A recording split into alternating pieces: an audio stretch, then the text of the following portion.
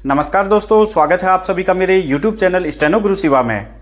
दोस्तों, हमने आशुलिपि की पिछले क्लास में सबसे पहले व्यंजनमाला लिखना सीखा था आशुलिपि की। उसके बाद 2 व्यंजन रेखाओं को मिलाकर शब्द लिखना सीखा था और उसके बाद 2 से अधिक व्यंजन रेखाओं को मिलाकर शब्द लिखना सीखा था। तो उसके बाद हमने प्रैक्टिस की हुई थी। तो आज का वीडियो दोस्तों सबसे महत्वपूर्ण है, क्योंकि आज की क्लास में जो हम सीखेंगे वो है व्यंजन रेखाओं पर स्वर को लगाना। तो चलिए शुरू करते हैं आज की वीडियो। तो दोस्तों, जैसा कि आप जानते हैं, सामान्य हिंदी के हिसाब से भी और प्रतियोगी परीक्षा की तैयारी के हिसाब से भी आप स्वर जो होते हैं, भाषा की सबसे जो छोटी इकाई होती है वो ध्वनि या वर्ण कहलाती है। और जो वर्ण या अक्षर जिनका उच्चारण हम बिना किसी वर्ण या अक्षर के सपोर्ट से कर सकते हैं उन्हें स्वर कहते हैं, यानी जिन्हें हम स्वतंत्र रूप से बोल सकते हैं उन्हें स्वर कहा जाता है। स्वर जो होते हैं आपके दीर्घ और लघु स्वर 2 प्रकार के होते हैं। जैसे जिनके उच्चारण में ज़्यादा समय लगता है उन्हें दीर्घ स्वर कहते हैं, और जिनके उच्चारण में कम समय लगता है उन्हें लघु स्वर कहते हैं। तो उसी प्रकार आशुलिपि में भी लघु और दीर्घ स्वरों में विभाजित किया गया है। और स्वरों की संख्या आप जनरली जानते हैं, सामान्य हिंदी में 10 स्वर हैं, और जिसमें अंग अह जो है उन्हें अयोगवाह वर्ण माना जाता है, उन्हें स्वर नहीं माना जाता है। तो उसी प्रकार 10 जो सामान्य हिंदी में व्यंजन हैं, उसी प्रकार आशुलिपि में 10 ये लिए जाते हैं। साथ ही आशुलिपि में 2 स्वर अलग से लिए गए हैं। जैसे अंग्रेजी के शब्दों का डिफाइन करने के लिए, अंग्रेजी के जो शब्द होते हैं उनको डिफाइन करने के लिए, जैसे आई और जैसे ओ की ध्वनि जो होती है, इनका उच्चारण, ये 2 स्वर आशुलिपि में अलग से लिए गए हैं ताकि अंग्रेजी के शब्दों को उच्चारण किया जा सके। तो दोस्तों, आज हम सबसे पहले देखेंगे कि दीर्घ और लघु स्वर किसे कहते हैं। आशुलिपि में जो दीर्घ स्वर हैं वो कहलाते हैं आपके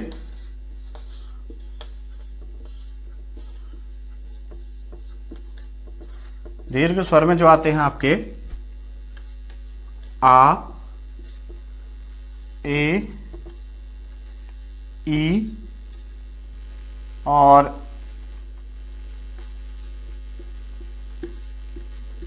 औ, ओ और ऊ, बड़ा ऊ। तो ये दीर्घ स्वर कहलाते हैं आ, ए, ई, औ, ओ और बड़ा ऊ। और उसी प्रकार जो लघु स्वर हैं वो हैं आपके लघु स्वर। तो लघु स्वर होते हैं आपके आई, ए और छोटी ई तथा औ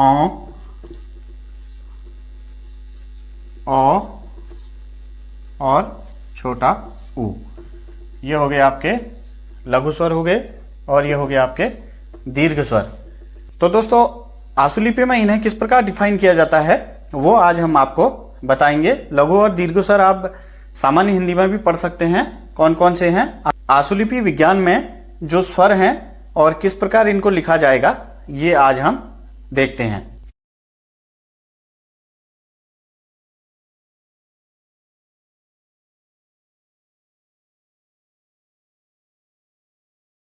दोस्तों, आशुलिपि में स्वरों को गहरे बिंदु और हल्के बिंदु तथा गहरे डैश और हल्के डैश इस प्रकार डिफाइन किया जाता है। आप देख सकते हैं, मैंने टेबल बनाई हुई है, इसके अकॉर्डिंग मैं आपको समझाता हूं।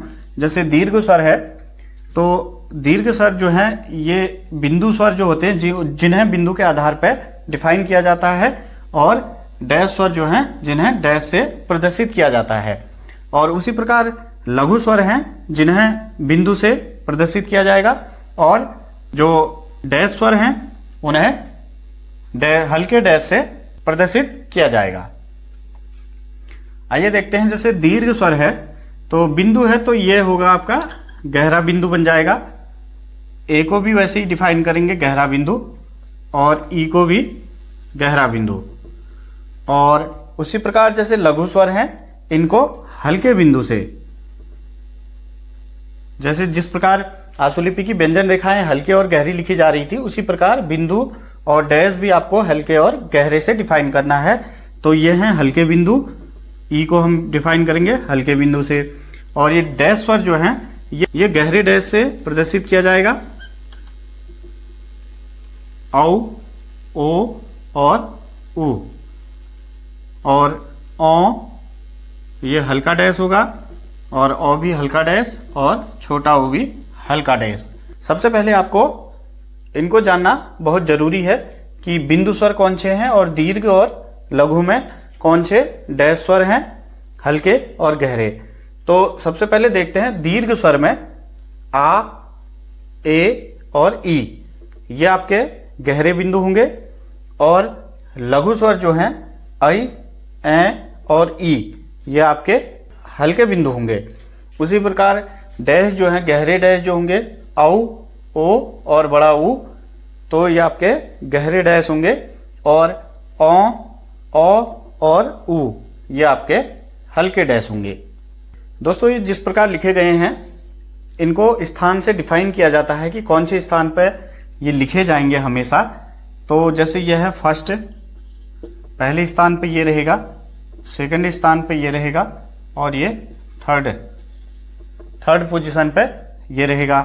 उसी प्रकार सेम ये भी रहेगा, पहले स्थान पे ये रहेगा और दूसरे स्थान पे ये रहेगा और ये तीसरे स्थान पे। उसी प्रकार जो डैश स्वर हैं पहले स्थान पर ये रहेगा, दूसरे स्थान पे ये रहेगा और तीसरे स्थान पर ये रहेगा। उसी प्रकार यह है फर्स्ट स्थान पे ये रहेगा, दूसरे स्थान पे ये रहेगा और तीसरे स्थान पे ये रहेगा। तो दोस्तों ये हैं पहले, दूसरे और तीसरे स्थान पर लगने वाले स्वर हैं। और पहले स्थान, दूसरे स्थान और तीसरे स्थान कहाँ पर लगाए जाएंगे यह भी मैं आपको आगे बताऊंगा। आप इसको अच्छी तरह याद कर लीजिए कि गहरे बिंदु और हल्के बिंदु और गहरे डैश और हल्के डैश वाले स्वर कौन कौन से हैं जिन्हें आगे हम यूज करेंगे। तो आप इनको याद कर लीजिएगा अच्छे से, ताकि आप जब भी व्यंजनमाला शब्द बनाएंगे आशुलिपि में तो इनका यूज वहां पर हम करेंगे। और किस प्रकार करेंगे यह अभी मैं आपको दिखाता हूं।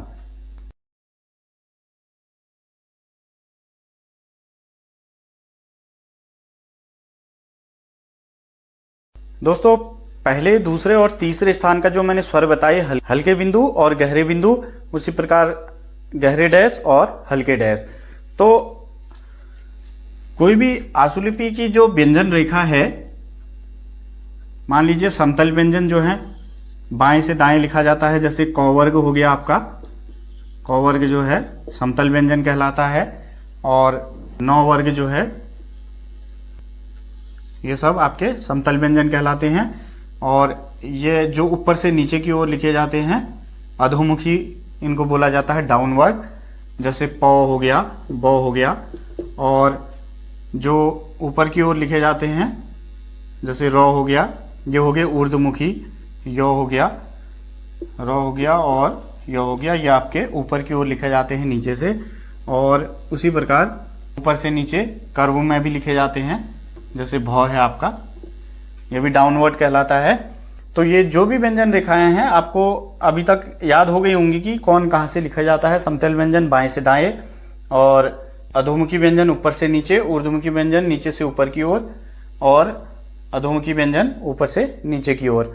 तो दोस्तों जो स्वर हम लगाएंगे, तो जैसे मान लीजिए समतल व्यंजन है बाएं से दाएं की ओर, मान लीजिए ये क है, तो इसमें 3 स्थान होंगे।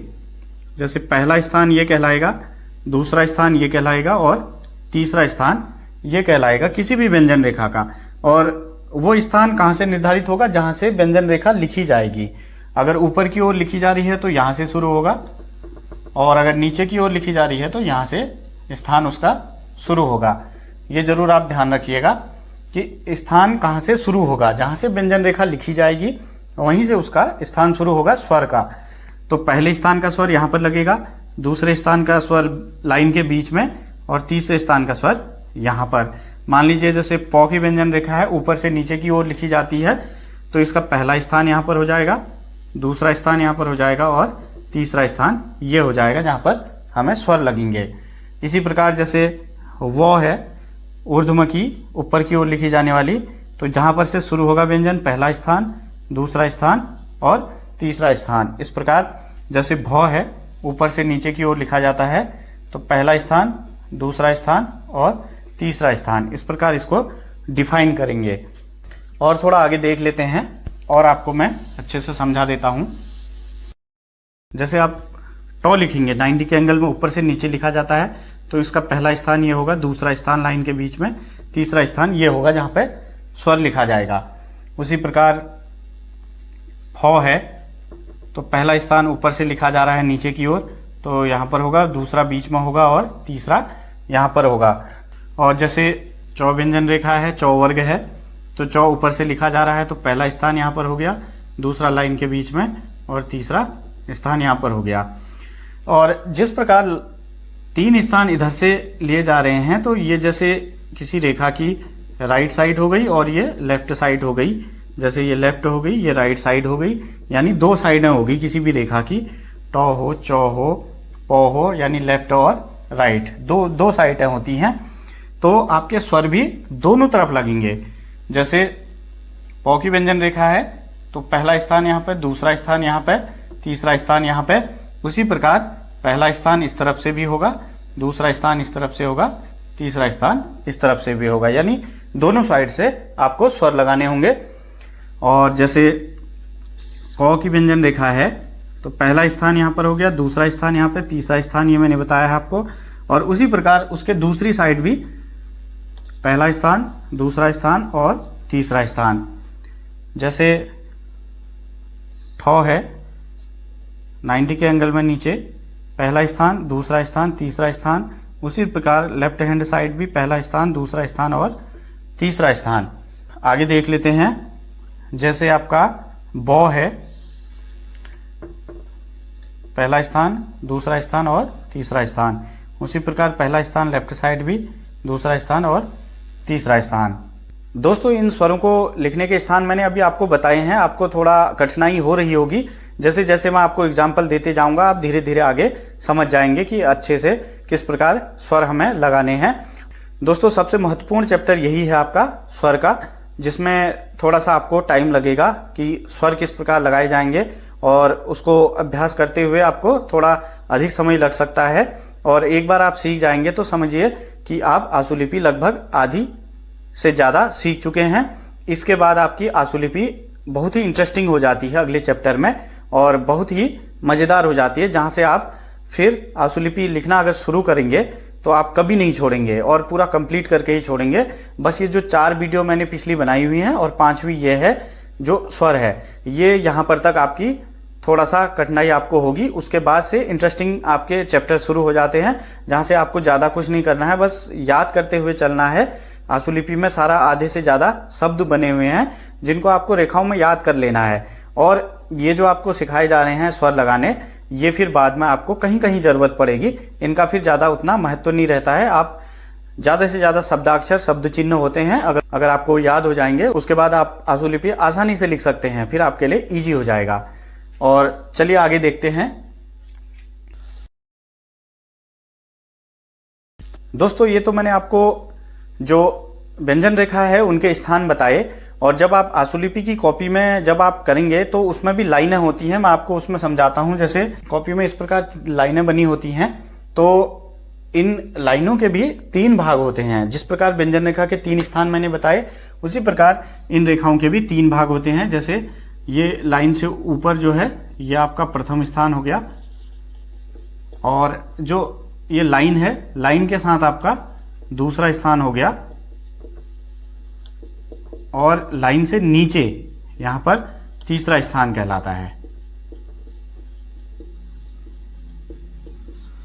स्वर लगाने के लिए और स्वर सीखने के लिए आपको सबसे मेन यही ध्यान रखना है कि लाइन से ऊपर का प्रथम स्थान हो गया, लाइन के साथ दूसरा स्थान हो गया, और लाइन से नीचे तीसरा स्थान हो गया। स्वर भी आपके इसी प्रकार लगेंगे, ऊपर नीचे और बीच में लाइन के साथ। यानी लाइन से ऊपर फिर देख लेते हैं, ये हो गया आपका फर्स्ट पोजीशन, यहाँ पर लाइन के साथ हो गई आपकी सेकंड पोजीशन, और लाइन से नीचे यहाँ पर हो गया आपका थर्ड पोजीशन। तो 3 स्थान ये हो गए एक लाइन से, जो कॉपी होगी आप देख लीजिएगा उसमें लाइनें बनी होंगी तो उसका स्थान। उसी के बाद जैसे ये दूसरी लाइन है तो यहाँ पर आपका, यहाँ पर इसका हो गया पहला स्थान और लाइन में हो गया दूसरा स्थान, और उसके बाद यहाँ पर लाइन से नीचे तीसरा स्थान। तो आप समझ गए होंगे कि लाइन में पहला स्थान, दूसरा स्थान और तीसरा स्थान कहाँ कहाँ पर होता है। ये कॉपी में आप चेक कर लीजिएगा। अब मैं आपको बताता हूँ कि ये पहले, दूसरे और तीसरे स्थान का क्या यूज है। तो सबसे पहले जैसे हम स्वर सीखेंगे, मान लीजिए ये टॉ का व्यंजन है, हम लाइन पर लिखते हैं, लेकिन अगर इसमें ये टॉ है, अगर इसमें हमें स्वर लगाना है, मान लीजिए आ का स्वर लगाना है यानी इसे टा लिखना है, तो जो आ का स्वर है वो आपका प्रथम स्थान पर है। मैंने पहले आपको बताया है, उसको देख लीजिएगा ध्यान से, उसका स्क्रीनशॉट ले सकते हैं और आपको बुक में भी मिल जाएगा डॉक्टर गोपाल दत्त बिष्ट की। तो वो जो पहला स्वर है आ का, तो ये टॉ में जब स्वर लगेगा तो ये लाइन से ऊपर हो जाएगी लाइन, और ये यहाँ पर आ का स्वर लग जाएगा। तो वो आ का स्वर मैंने पहला स्थान बताया हुआ है, उसी प्रकार तो ये टॉ की लाइन भी लाइन से ऊपर चले जाएगी। टॉ प्लस आ का स्वर होगा तो ये लाइन से ऊपर चले जाएगी। और दूसरे स्थान पर जो स्वर बताया है, जैसे ए का स्वर बताया है, यानी टॉ में ए का स्वर लगेगा दूसरे स्थान पे, जो मैंने बताया है लाइन का दूसरा स्थान और कॉपी की लाइन का दूसरा स्थान लाइन पे। तो ये हो गया आपका टे हो गया। ये क्या हो गया आपका टे हो गया। टॉ में ए का स्वर लगा, दोनों दो स्थान पाए, बीच वाला स्वर भी दूसरे स्थान पर आता है ए, और ये भी आता है आपका लाइन पे दूसरे पे आ जाएगा। उसी प्रकार जैसे ई का स्वर हो गया तीसरा, बिंदु स्वर जो है वो आ जाएगा लाइन से नीचे, यहां पर ई का स्वर लग जाएगा, तो ये हो गया टी। ये क्या हो गया आपका, टॉ में ई की मात्रा लगी तो ये हो गया टी। तो जिस प्रकार स्वर लगेगा उसी प्रकार लाइन भी अपने आप नीचे ऊपर होते जाएगी। इससे आपका स्वर भी डिफाइन हो जाता है। बाद में मान लीजिए आप स्वर लगाना भूल गए नीचे, लाइन से नीचे, लेकिन अगर आप लाइन से नीचे लिख भी लेंगे तो आप समझ जाएंगे कि कहीं ना कहीं यहाँ पर स्वर है, क्योंकि ये लाइन से नीचे चली गई है। तो इस पर जरूर तीसरे स्थान का स्वर होगा, जो मैंने पहले बताया है, आप उसमें देख लीजिएगा। प्रथम स्थान, दूसरा स्थान और तीसरे स्थान के स्वर लिखे हुए हैं, उनको आप अच्छे से ध्यान से याद कर लीजिएगा। तो तीसरे स्थान के स्वर अगर आप देखेंगे तो वहां पर एक ई आता है, एक आता है ऊ, और छोटा ऊ, बड़ा ऊ, ये आते हैं आपके तीसरे स्थान के स्वर हैं।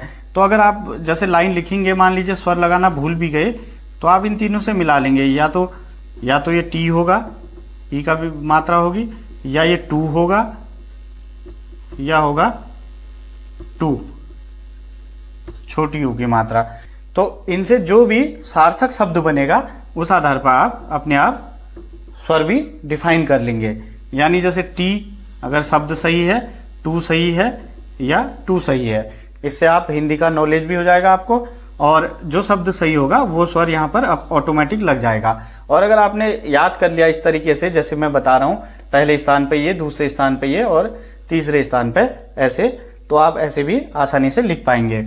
इसी प्रकार और देखते हैं, जैसे रॉ की व्यंजन रेखा है, ये रॉ की व्यंजन रेखा है। अगर ये रॉ को हमने आ का व्यंजन लगाना है, रा बनाना है, तो ये हम कहाँ ले जाएंगे, इसका लाइन से ऊपर पहला स्थान था, जो प्रथम स्थान हमने बताया हुआ है, आ का व्यंजन प्रथम स्थान पर लगता है। तो ये हो गया रा, रॉ में आ का व्यंजन लगेगा, गहरा बिंदु है, तो ये हो गया आपका रा। उसी प्रकार रे लिखना है दूसरे स्थान में, तो ये दूसरे स्थान में लाइन से आ जाएगा, जो लाइन में दूसरा स्थान होता है, सेकंड प्लेस, और इस पर दूसरे स्थान का बिंदु होता है, दूसरे स्थान का स्वर होता है ए, तो ये हो गया रे। और उसी प्रकार जब तीसरे स्थान का स्वर लगाना होगा तो ये तीसरा स्थान का होता है लाइन से नीचे, तो जो रेखा है नीचे से लिखी जाएगी और स्वर लगेगा इसके तीसरे स्थान पर, क्योंकि ये जहाँ से रेखा शुरू होती है वहीं से स्वर का स्थान शुरू होता है, पहला स्थान, दूसरा स्थान और तीसरा स्थान। यानी हमने री लिखना है तो यहाँ से स्वर शुरू हुआ और तीसरे स्थान पे आपका स्वर लगेगा। इसी प्रकार आगे देखते हैं, जैसे पौ की व्यंजन रेखा है, इसमें डैश वाले स्वर लगाने हैं। मान लीजिए हमें तो जैसे आ का स्वर लगाना है तो प्रथम स्थान यहाँ चला जाएगा, और जैसे पौ लिखना है, ये भी गहरा डैश बिंदु है और प्रथम स्थान का स्वर है, तो ये हो जाएगा पौ। और उसी प्रकार जैसे पो लिखना है तो ओ का जो स्वर है वो दूसरे स्थान पर लगता है, तो ये पौ की व्यंजन रेखा है, ये लाइन पर रहेगी, लाइन का दूसरा स्थान लाइन पर हो गया, तो यहाँ पर ओ का व्यंजन लगेगा, यहाँ पर दूसरा स्थान हो गया इसका सेकंड प्लेस, तो ये हो जाएगा पो। उसी प्रकार ऊ का स्वर लगाना होगा तो देखेंगे पौ में ऊ का स्वर लगाएंगे तो पौ ऊपर से लिखेंगे, तीसरा स्थान यहाँ पहुँच जाएगा और ऊ का स्वर यहाँ पर लगेगा, प्रथम स्थान, द्वितीय स्थान और ये तृतीय स्थान। तो यानी ये जो ऊ है तीसरे स्थान का स्वर है और ये तीसरे स्थान पर लगेगा।